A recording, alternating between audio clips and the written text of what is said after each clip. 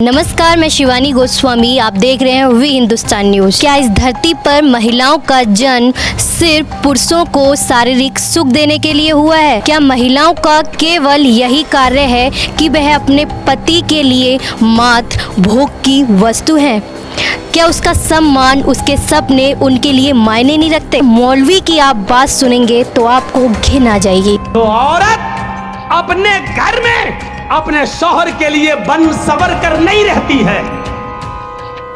मगरिब की अजान के बाद अच्छा कपड़ा नहीं पहनती है, ज़ेबो ज़ीनत अख्तियार नहीं करती है, मेकअप अच्छा नहीं करती है, अपने जिस्म पर खुशबू नहीं लगाती है, अच्छे कपड़े नहीं पहनती है, अपने शौहर के लिए बन सवर कर तैयार नहीं होती है। अगर ऐसा नहीं करती है तो उस औरत को यह कहने का और इस शिकायत का कोई अधिकार नहीं है, कोई हक नहीं है कि वो 12 बजे आता और 1 बजे आता है। क्या करेगा कि तुम्हारे पसीने की बदबू सूंघेगा?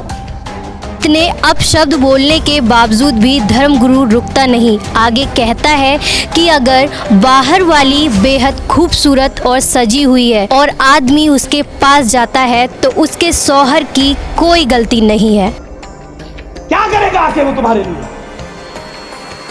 मगरिब के बाद तुम्हारे घर पे बैठ के क्या करेगा? तुम्हारी लंतरानी सुनेगा वो?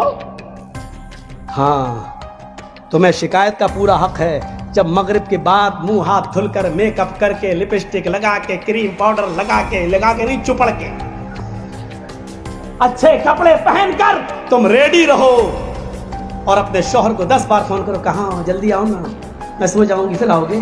10 बार फोन करो, बुलाओ, फिर तुम्हें शिकायत का हक है कि मेरा शौहर मेरे पास नहीं आता। रहोगी घर में भंगन बनकर, फिर वो आएगा रात को, क्या करेगा? फिर तो वो उसी ऑफिस वाली के पास बैठेगा जिस ऑफिस में उसके साथ काम करे, क्योंकि वो उसके लिए बन ठन कर बैठी हुई है। अगर रात में कोई शौहर 1 और 2 बजे तुम्हारे घर आ रहा है तो इसकी जिम्मेदार भी तुम हो। तुमने कैसे उसको इतनी आज़ादी दी है? तुम्हारे प्यार में कोई कमी ज़रूर है, तुम्हारे मेकअप और ज़ेब और ज़ीनत में कोई कमी ज़रूर रह गई है, वरना वो मगरिब के बाद घर छोड़ के जाता कैसे है? समझ में नहीं। इताअत, वरना इतना बड़ा हक, बुरा मत मानिएगा। अल्लाह के नबी सल्लल्लाहु अलैहि वसल्लम ने औरत को इतना हुक्म दिया है कि शौहर की इताअत इतना करेगी कि अगर शौहर अपनी बीवी को अपनी किसी खास ज़रूरत के तहत बुला रहा है, दिन भर ऑफिस में काम करके थका हुआ आया है, उसने शादी इसलिए की है ताकि उसको सुकून हासिल हो ले, तस्कुनू इलैहा, तुम्हारी बीवियां तुम्हारी सुकून का जरिया हैं। जब बीवी से सुकून ही न मिले तो कहाँ जाए वो?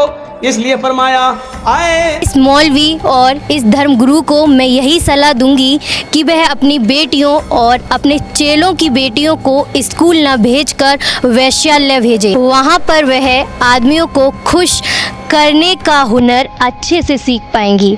आप देख रहे हैं वी हिंदुस्तान न्यूज़।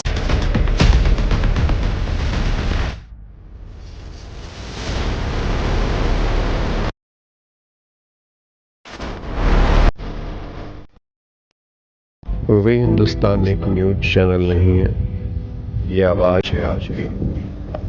अगर बड़ा न्यूज़ चैनल आपकी खबर नहीं दिखाएगा तो इसका अर्थ ये नहीं कि आपकी खबर कोई नहीं दिखाएगा। हम यानी वे हिंदुस्तान न्यूज़ हमेशा है आपके साथ।